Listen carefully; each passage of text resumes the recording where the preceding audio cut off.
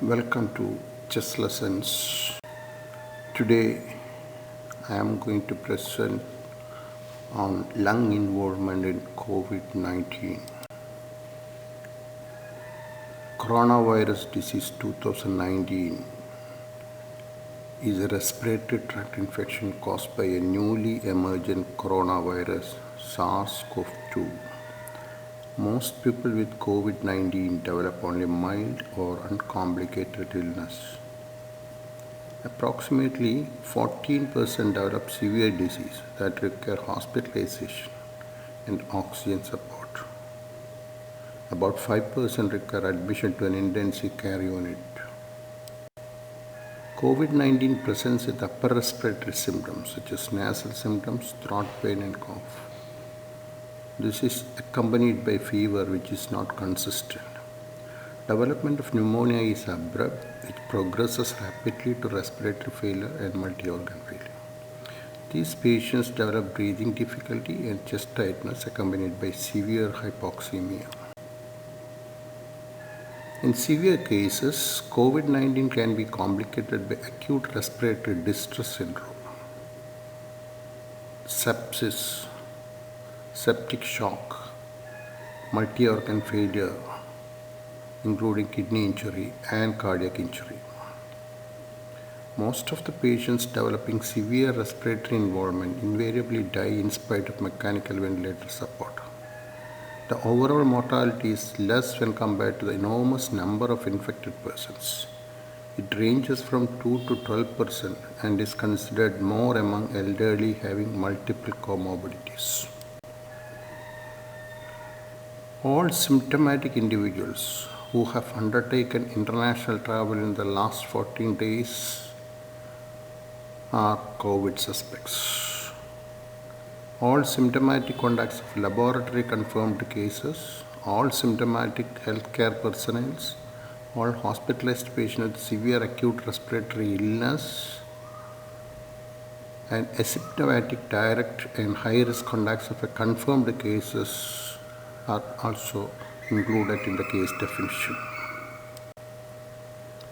What are the clinical syndromes of COVID 19? It can be divided into four main types.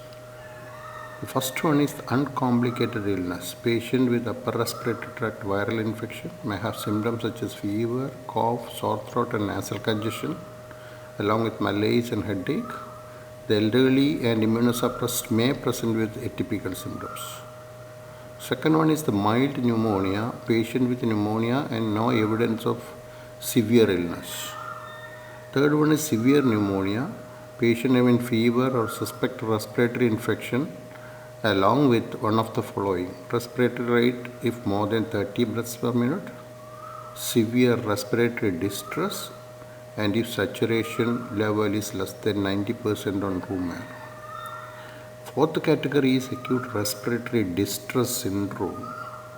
New or worsening respiratory symptoms within 1 week of non-clinical insult. Chest imaging shows bilateral opacities. How COVID is diagnosed? COVID-19 requires detection of SARS-CoV-2 RNA by reverse transcription polymerase chain reaction, RT-PCR.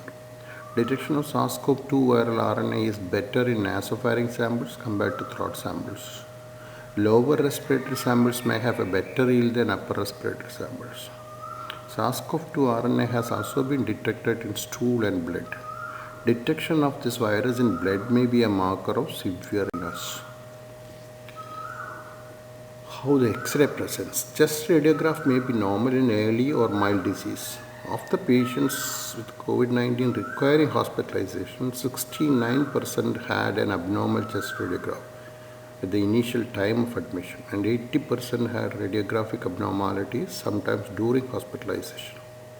The most frequent findings are airspace opacities in the form of consolidation or ground glass opacities. The distribution is most often bilateral, peripheral, and lower zone predominant.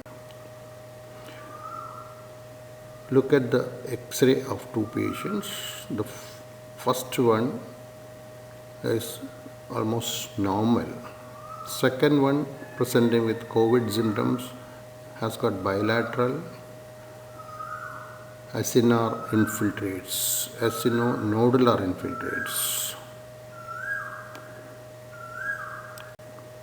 And this is another patient where the X-ray shows bilateral diffuse parenchymal shadows. This is in parallel to ARDS. Primary sign in CT thorax of COVID-19 patient include ground glass opacities, which are bilateral, subpleural and peripheral. Sometimes crazy paving appearance is seen, which is ground glass opacity with inter and intralobular septal thickening. Airspace consolidation, bronchovascular thickening and traction bronchitis are the other findings. Look at the HRCT thorax of two patients. A shows bilateral ground glass shadowing, increased bronchial markings and a patchy consolidation in the left lower lobe. Second CT cut shows bilateral parenchymal infiltrates in the lower lobes on either side, which is peripheral and subpleural. Other useful investigations are complete blood count, which looking for lymphopenia. In early case of infection, lymphopenia is the manifestation, and in later stage, when it goes for septicemia or multi-organ failure, lymphocytosis develops. Since the patient presents with hypoxemia, arterial blood gas analysis is needed. Patient may go for multi-organ failure. We'll have to verify that with liver function test and renal function test. D-dimer estimation is useful since COVID-19 patients develop vascular thrombosis, especially pulmonary venous thrombosis. Most of the cases develop myocarditis and later ischemic heart disease. So ECG echocardiography will help. C-reactive protein is a marker of inflammation. It is found that serum ferritin level is increased in COVID-19 patients, so it can also be considered as a marker. Blood culture is needed to see whether there is growth of bacteria in the blood during the phase of septicemia.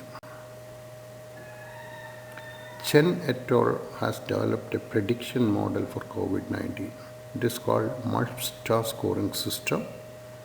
The parameters included in this scoring system are multilobar opacification, lymphopenia, bacterial co-infection, smoking history, hypertension, and age. Management is by early supportive therapy and monitoring. Most of the cases will resolve without any specific therapy. Management of hypoxemic respiratory failure ARDS should be looked after. Management of septic shock